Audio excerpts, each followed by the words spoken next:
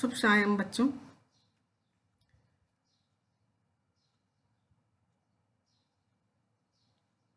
पिछले पाठ के क्रम में कल के पिछले पाठ के क्रम में मैं आगे का गद्यांश का अनुवाद आप लोगों को पढ़ाने जा रही हूँ।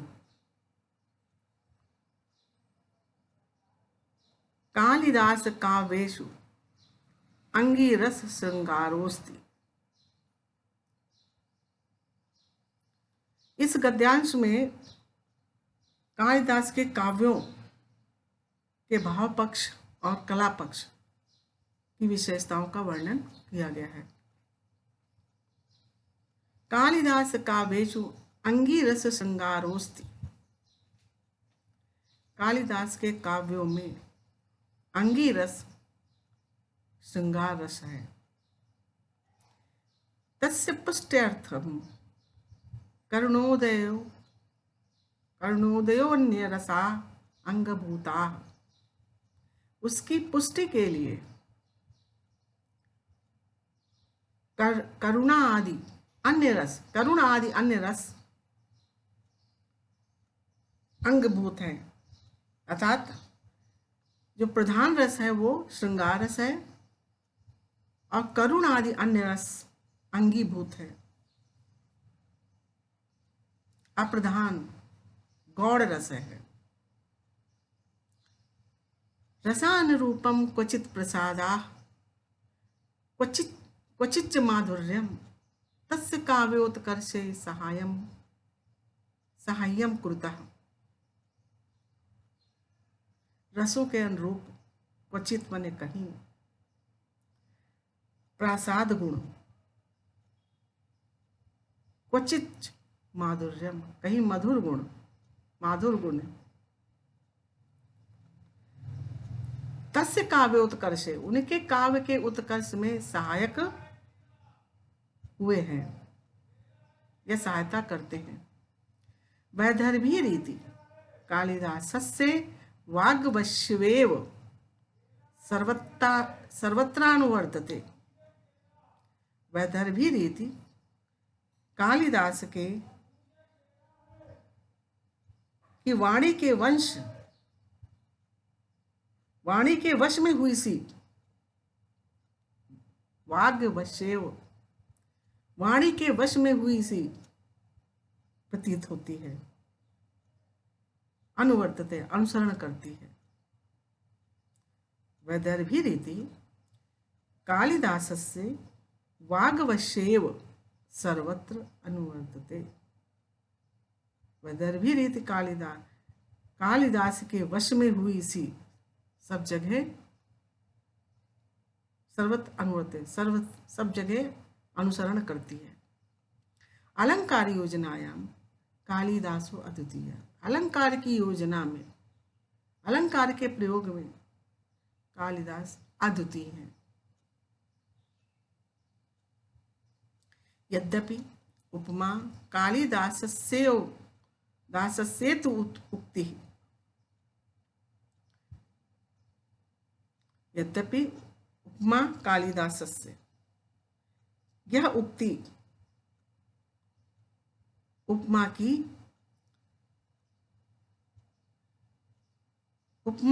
की योजना में कालिदास की विशेषता बताती है।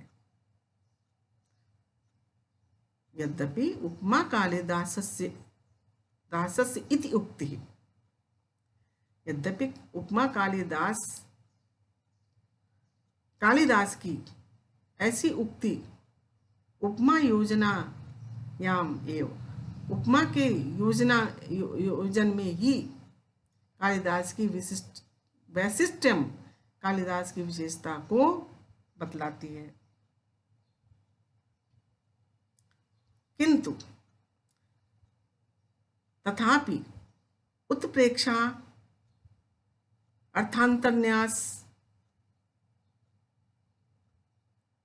आदीनाम अलंकाराणाम उत्प्रेक्षार्थानंतर न्यास आदीनाम अलंकाराणाम विनियोगा तेनातीव सहजतया कृताः।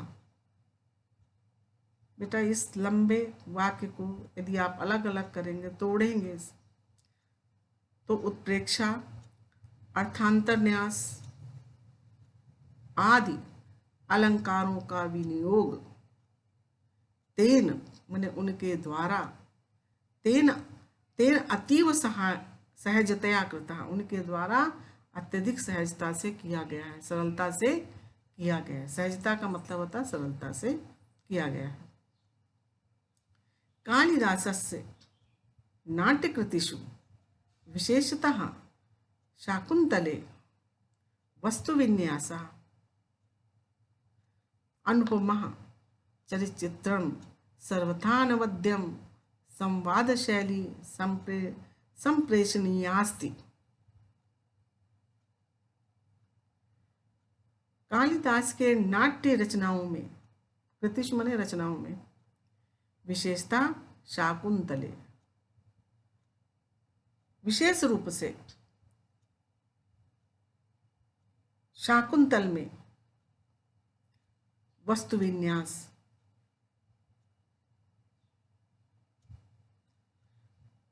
वस्तुविन्यास, अनुपम चरिचित्रण, सर्वथा अनवद्यम, सर्वथा दोष रहित, संवाद शैली, संप्रेषणीयास्ति, संप्रेषण गुण की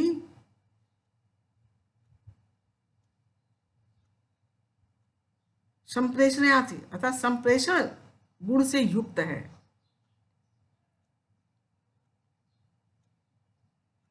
कहते हैं कालिदास, फिर से देखिए इस वाक्य को, कालिदास की नाट्य रचनाओं में विशेषतः शाकुंतले, शाकुंतल में वस्तुविन्यास, वस्तुविन्यास का तात्पर्य है जो उसकी कथा वस्तु है,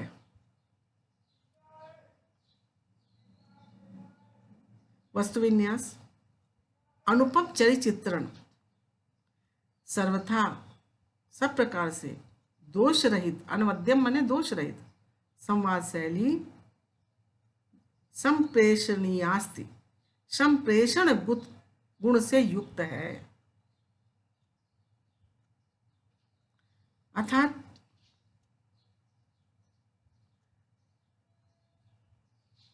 पाठक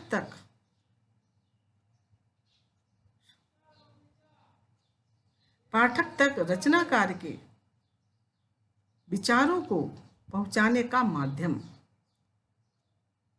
संप्रेषण कहलाता है। सममेव भारतीय संस्कृत्य अनुमतानां धर्मार्थ काम मोक्ष मूलानां मानव मूल्यानां प्रकाशनम कालिदासस्य वैशिष्ट्यम अस्ति। सममेव, साथ ही, इसके साथ ही भारतीय संस्कृति के मतानुसार धर्म, अर्थ, काम, मोक्ष, काम मोक्ष मूलानाम, काम मोक्ष का स्वरूप, मानव मूल्य,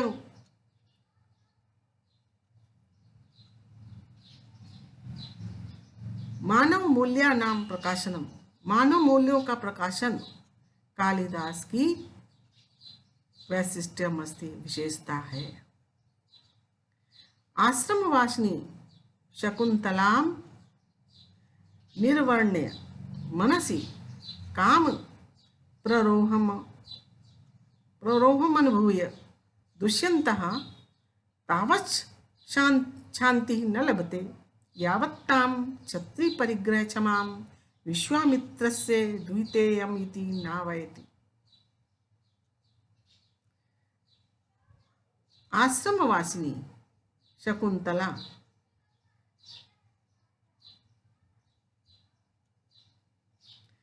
को देखकर, शकुंतलाम निवर्ण्य, निवर्ण्य माने देखकर, आश्रमवासी शकुंतला को देखकर, मनसी माने मन में,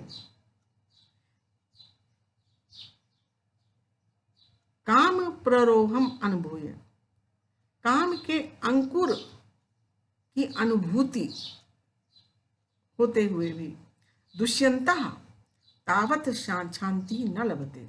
दुष्यंत जो नायक है अभिज्ञान शाकुंतल का, तावत शांति न लभते, तब तक शांति उसको प्राप्त नहीं होती है। यावत ताम छत्री प्रग्रह क्षमाम विश्वामित्र से दुहिताम इति नावयति। जब तक छत्री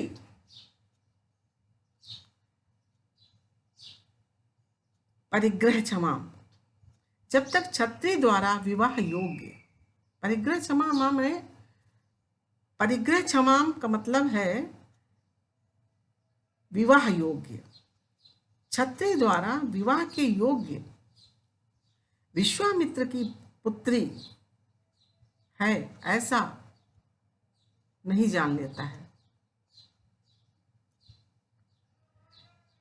कर्णवस्य अनुज्ञां बिना गंधर्व विधिना कृता विवाह उभावपि तावत् प्रताड़यति यावद एकता। एकता शकुंतला मारीच आश्रमे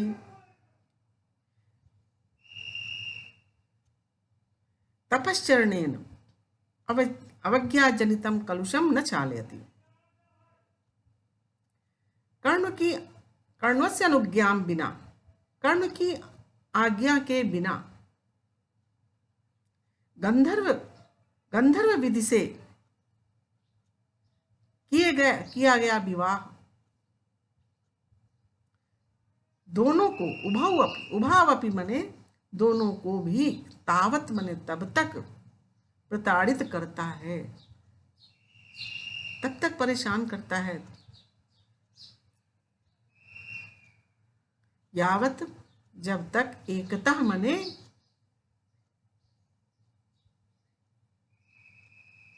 एक ओर शकुंतला मारीच के आश्रम में तपश्चरणेन अवज्ञाजनितम कलुषम न चालयति। जब तक एक और शकुंतला मारीच उनके आश्रम में तपस्या के द्वारा अवज्ञा जनितम, अपमान जनित, अवज्ञा मने अपमान जनित, कलुषम मने पाप को, न छाल्यते मने धो लेती है। अपरतः दूसरी ओर दुष्यंतः अंगुलीय लाभेन लब्ध स्मृति संभृशम पीड्यमान प्राश्चित अग्नौ आत्मशुद्धि न कुरुते। कहते अपरतः माने दूसरी तरफ दुष्यंत राजा दुष्यंत अंगुलीय लाभेन, अंगुली माने होता है अंगूठी, अंगूठी प्राप्ति से स्मृति को प्राप्त कर,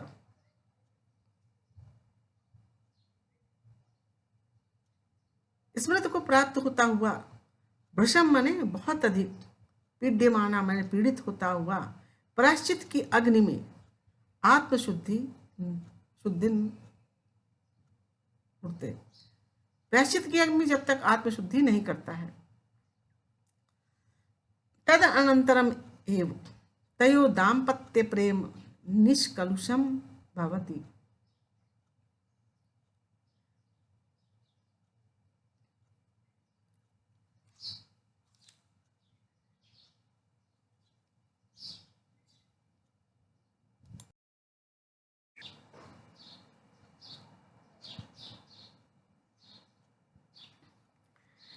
तदनंतरमेव तयोः दाम्पत्य प्रेम निष्कलुषम भवति।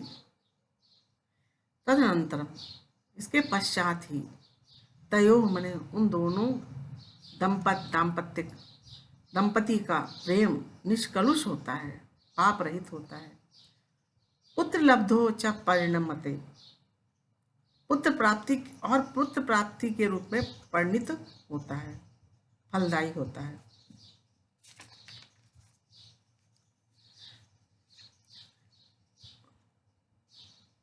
रघुवंशे कालिदास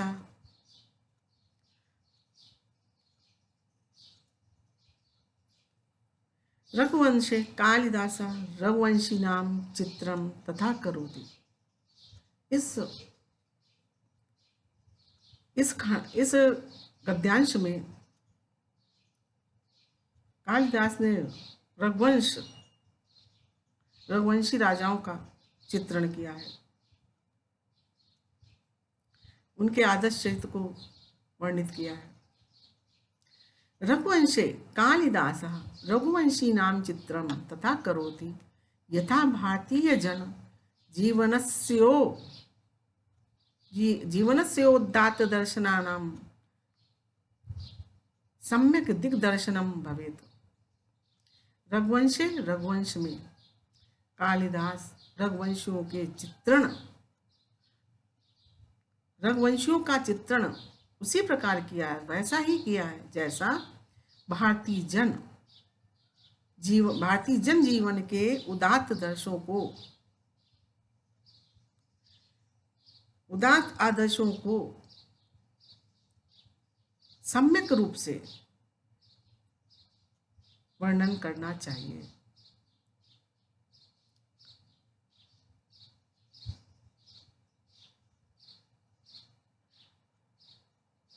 रघुकुल जाह राजाना प्रजा क्षेमाय बलिमाहरन। रघुकुल में उत्पन्न, जाह माने होता है उत्पन्न, रघुकुल में उत्पन्न राजा लोग प्रजा क्षेमाय, प्रजा की कुशलता के लिए, प्रजा के कल्याण के लिए बलिम आहरण, बलिम का मतलब होता है कर, टैक्स, आहरण माने लेते थे। मित संयत भाषिण ते सदा सत्यनिष्ठा आसन। वे मितभाषी होते थे, मित और संयत भाषी। मित माने होता है कम बोलना। वे सदा सत्यनिष्ठ होते थे।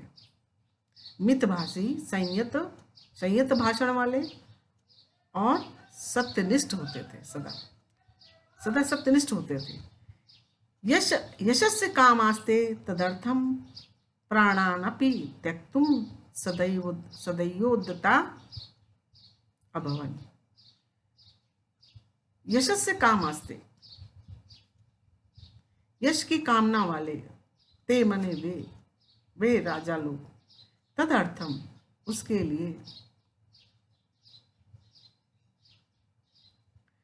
प्राणानपि प्राणों को भी, त्यक्तुम माने त्यागने के लिए, सदैव उद्यत रहते थे। अतः अपनी प्रजा के हित के लिए सदैव प्राणों का त्याग करने के लिए भी उद्यत रहते थे, प्रयत्नशील रहते थे। केवलम संतत्य अर्थम ते गृहमेधिनो बभूव। केवल संतत्य अर्थम, संतान के लिए वे गृहमेधिनो माने गृहस्थ हुए। वे केवल संतान के लिए गृहस्थ हुए। शैशवे विद्यार्जनम यौवने रंजनम वार्धक्ये मुक्त्यर्थम मुनिवदाचरण तेषां व्रतम आसीत्।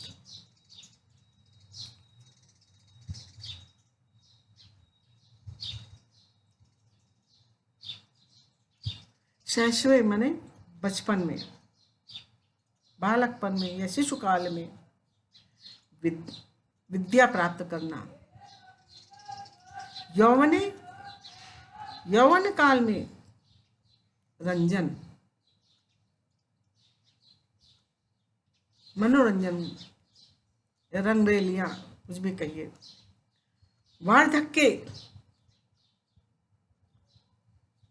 वार्धक्ये मुक्त्यर्थम, वार्धक्य माने बुढ़ापे में मुक्ति प्राप्ति के लिए, मुक्त्यर्थम माने मुक्ति के लिए। मुक्ति के लिए मुनिवद आचरणम तेषाम व्रतम आसीत। कहते हैं बुढ़ापे में मुक्ति के लिए मुनिवद, मुनियों के जैसा उनका, मुनियों जैसा आचरण करना उनका व्रत था, उनका संकल्प होता था। बाल वृद्ध वनितादीनां यदाचरणं कालिदास काव्ये निरूपितं तत् सर्वथा भारतीय संस्कृति गौरवानुरूपम एव। बाल, बालक, वृद्ध, वनिता, वनिता माने स्त्रियां, नारियां,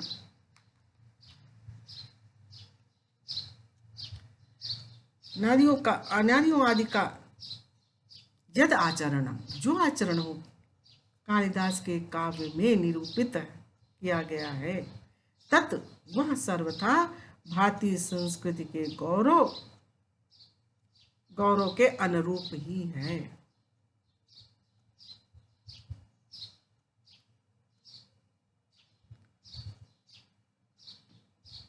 आगे के गद्य में बताते हैं,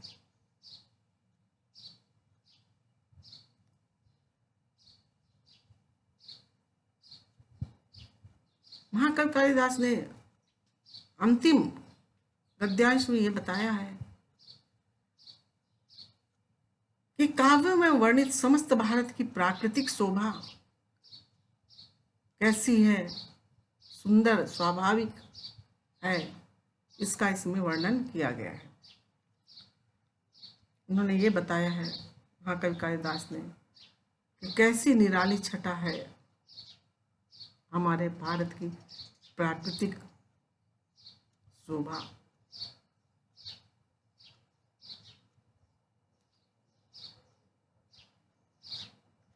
अहिमवतः सिंधुवेलायां, अहिमवतः सिंधुवेलां यावत् विकीर्णा भारत गौरव गाथा कालिदासेन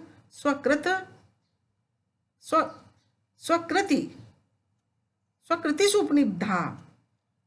अहिमवतः, अहिमवता माने हिम से, हिमालय से लेकर, अहिमवता हिमालय से लेकर सिंधु बेला तक,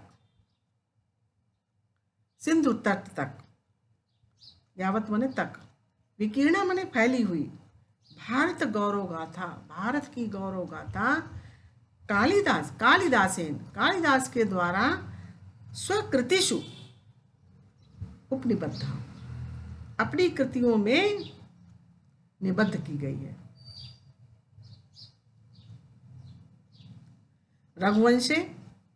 रघुवंश में, मेघे ना मेघदूत में, कुमार संभवे च और कुमार संभव में, भारत देशस्य विविध भूभागानां गिरिकाननादीनां यादृक् स्वाभाविकं मनोहारि च चित्रणं लभ्यते। कहते हैं रघुवंश काव्य में, मेघे माने मेघदूत में और कुमार संभव में भारत देश के विविध भागों का, गिरि कानन आदि का, गिरि माने पर्वत, कानन माने जंगल आदि का, यादृक् माने जैसा, स्वाभाविक और मनोहारी चित्रण प्राप्त होता है। स्वचक्षुषा अनवलोक्य तद संभवम अस्ति। कहते हैं स्वचक्षुषा, अपनी आंखों से न देखकर, अपनी आंखों से बिना देखे वो संभव नहीं है। तथा विधम तस्य देश प्रेम तस्य काव्योत्कर्षम समुद्रयति। तथा विधम, उसी प्रकार, तस्य देश प्रेम, उनका देश प्रेम, तस्य काव्योत्कर्षम, उनके काव्य के उत्कर्ष को अत्यधिक दृढ़ करता है, मजबूत करता है।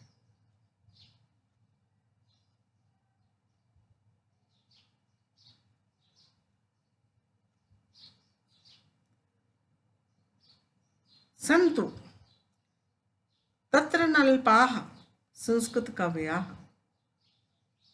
किंतु कस्यापि कालिदासेन साम्यम नास्ति। कहते हैं यद्यपि अनल्पा माने बहुत अधिक, अल्प नहीं अर्थात बहुत अधिक संस्कृत के कवि हुए हैं, किंतु कस्यापि माने कोई भी कालिदासेन साम्यम नास्ति, कालिदास की समानता नहीं कर सकता है। किसी की भी कालिदास की बराबरी नहीं है, कालिदास की किसी की भी कालिदास से समानता नहीं की जा सकती है। साधु उक्तम केनचित कालिदास अनुरागिणा, कालिदास के अनुरागी किसी के द्वारा साधु उत्तम ठीक ही कहा गया है।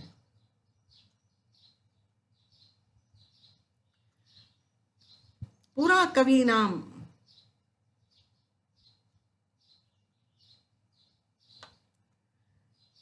गणना प्रसंगे कनिष्ठ का अधिष्ठित कालिदास अद्यापि तत्तुल्य कवेर अभावात नामिका सार्थवती बभूव। पूरा कवि नाम गणना प्रसंगे, प्राचीन कवियों की गिनती के प्रसंग में, गणना के प्रसंग में कालिदास कनिष्ठिका में अधिष्ठित होते हैं। कनिष्ठिका कहा गया है सबसे छोटी उंगली।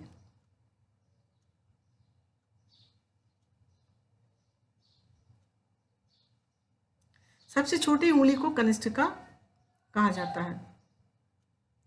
प्राचीन कवियों की गिनती के प्रसंग में, गणना के प्रसंग में महाकवि कालिदास कनिष्ठिका में अधिष्ठित होते हैं, अर्थात छोटी उंगली पर रखा गया है, उनका नाम छोटी उंगली पर गिना जाता है, अर्थात उनका नाम सबसे पहले गिना गया है। अद्यापि आज भी तत्तुल्य कवेर अभावात, आज भी उनके समान कवि का अभाव होने के कारण अनामिका सार्थवती बभूव, अनामिका सार्थवती बभूव, सार्थक होती है या सार्थक हुई।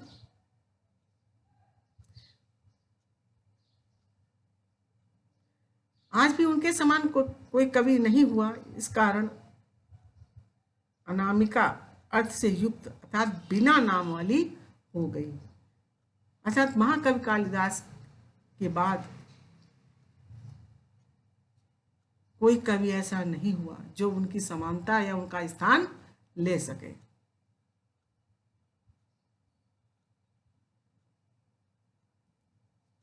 बेटा बस आज का पाठ खत्म होता है, ये पाठ भी पूरा हो गया।